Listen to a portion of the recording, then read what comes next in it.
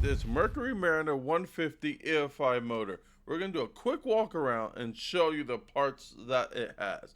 This is a 20-inch lower unit.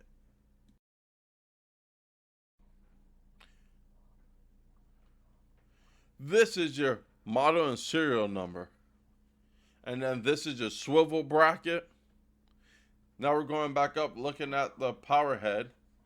You're going to have a starter assembly, switch box, and your tilt trim switch.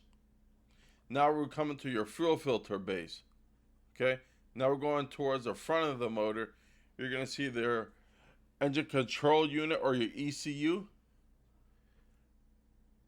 You have your front handle. It's in gray.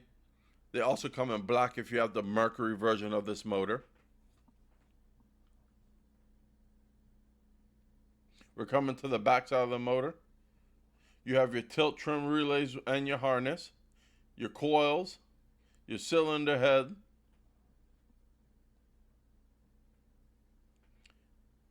we also have your VST, your throttle lever, and your idle speed control module. Thanks for watching, guys. If you want to see more videos like this, please leave a comment below. Thank you.